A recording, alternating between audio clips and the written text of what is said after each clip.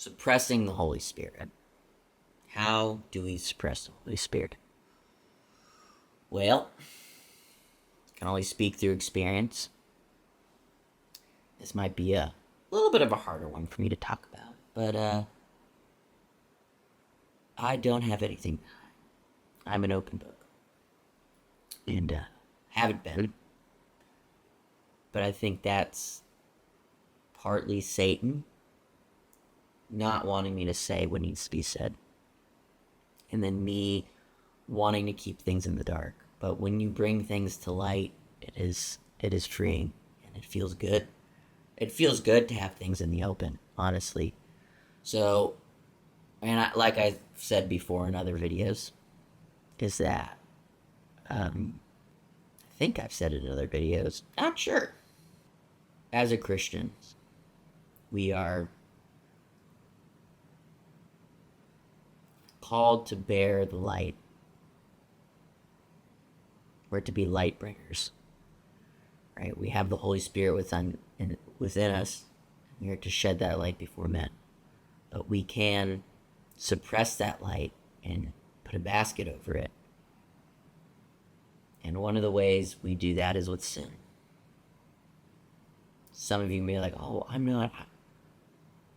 He seems so happy and carefree, and I've not always been like this. Now I'm generally a happy person, but if you knew what had been going on in my life the past month, you'd be like, ooh, buddy. Like, wow, you're happy after that? Or after doing that? Now I'd say, yeah, I am. The only thing I can tell you is that Jesus saved me.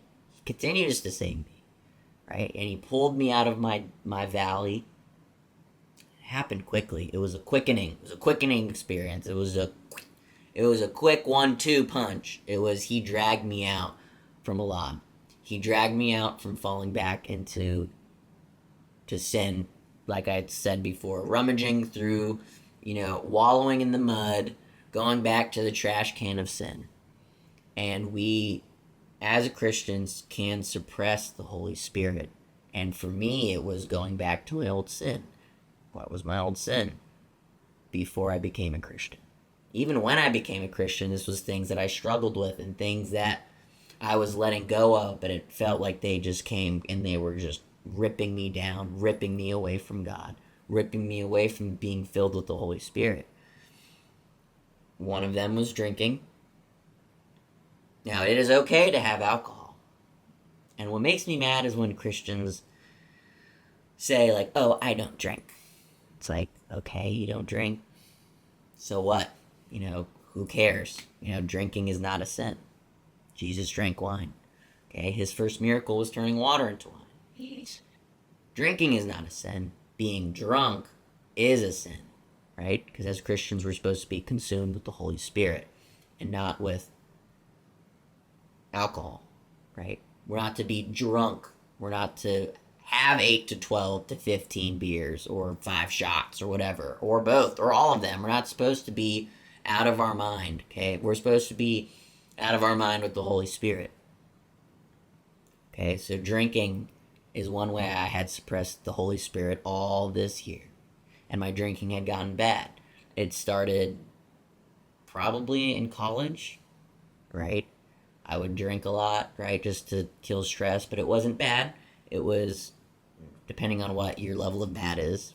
For me, 1 to 2 beers every day, that wasn't bad. Okay, but then it slowly got worse over my mid-20s. I'm 27 now. It was getting worse. Okay, it was a slope upwards like that. And that was one way I was suppressing the Holy Spirit, was by drinking too much.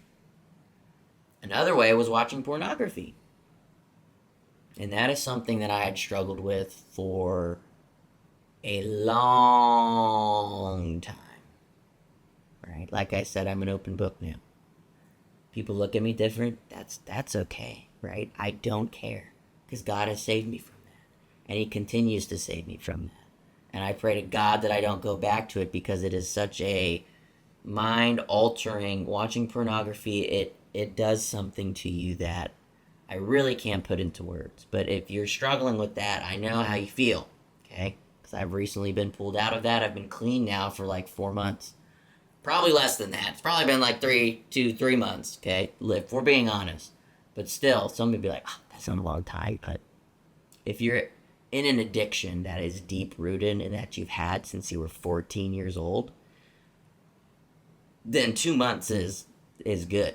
That's like being, if you're an alcoholic and you haven't had alcohol for 2 months, then you're on the right path, right? But that's another way that you can push the Holy Spirit down. Well, my battery died, which is just great when you're talking about something that's really hard, right?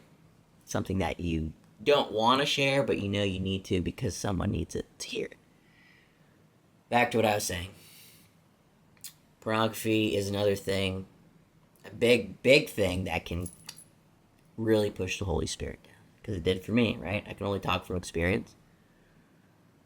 It cripples you and it makes you think in ways you shouldn't, right? Sexually. Makes you think impure thoughts. And it keeps you... It warps your mind. And it makes you think of love and sex wrongly, right? Because we know that sex is between a man and a woman when they're married. So it takes what God has given us, a beautiful, wonderful gift, and it twists it. And that's what Satan does, is he takes the good gifts that God has given us, and he warps them and twists them to where they become evil. And, thank God he removed the desire for me to watch it. And it's like it kind of just happened one day, honestly. Amidst my suffering and what I've been going through. Which is a topic for another video. But it is a drug. Right? Pornography is a drug, and it keeps us away from God. But that is what Satan does. Satan does not have to worry about people who are not believers. He doesn't have to worry about dead creatures. Okay? He doesn't have to worry about dead people. And I'm not talking about people who are dead. I'm talking spiritually dead. People who are going through the motions, who are not followers of Christ. But then there are those who wake up that Jesus brings to the light. And those are the ones he's worried about. Those are the ones Satan goes after and attacks. He doesn't have to worry about the spiritually dead people. He has to worry about people who are on fire or who are going to be on fire for Christ, who God is going to use for his glory. Those are the ones he goes after. And I speak from experience. My family has constantly been under attack by Satan since day one. That's what it feels like. Since day one. And looking back on it now, I see that. And I see it even more clearly. And I see now that I've rebelled against God, when really I should be rebelling against Satan and the forces of darkness. Right? So it's like I have a rebellious spirit, but it was pointed at the wrong person. It was pointed at God when it should have been pointed at Satan. It should have been pointed at evil. And now is the turning point in my life where I see that. And now the attacks are happening more often. And to some people, or I would say to some Christians, it would be scary. Like, oh, Satan's after you. Oh, you better run. Be scared. No, I'm not scared. And that's the beautiful thing about being a Christian, is evil is going to be destroyed. Okay? He who is for me is greater than he who is against me. Right? And this isn't me egging Satan on. I don't want to be under attack, but being under attack makes me know that I'm a Christian, right? And constantly being under attack, right? It seems like every time I step out my door, I'm under attack. Every time I want to listen to music, it feels like I want to go back to the old music I used to listen to. I know I shouldn't, and sometimes I do. And I've noticed recently that when I do go back to listening to what I used to listen to, my mood switches in it on a dime. Right? I can become depressed very easily, want to die, not kill myself. Wanting to kill yourself and wanting to die, I feel like, are two different things, right? Being like, God, take me now. But mood shift very quickly, right? You have to be careful, little eyes, what you see. Be careful, little ears, what you do, right? You got to be careful what you look at. You got to be careful what you listen at. Okay, there's so many distractions. Netflix and Hulu and Paramount and Tubi. There are so many things that are coming at us, right? Instagram, Facebook. There's so much that we take in that we shouldn't. And the more you look away from certain things and you don't watch certain things, you do become more sensitive. You know, it's not going to be an overnight thing. You're not going to be super sensitive overnight. And my line of work, I can't be a super sensitive person. Super sensitive person. I am sensitive to some things, but other things I'm not sensitive to. Right, that's because I have to I work in the chemical plants. I have to have a thick skin for some things, right? People swear and drop the F-bombs all the time. They take God's name in vain. And, you know, a sensitive person would be like, oh, don't do that. But it's like, I gotta do my job. I can't, you know, that's a bunch of heathens. Most of the time, there are a few Christians scattered throughout.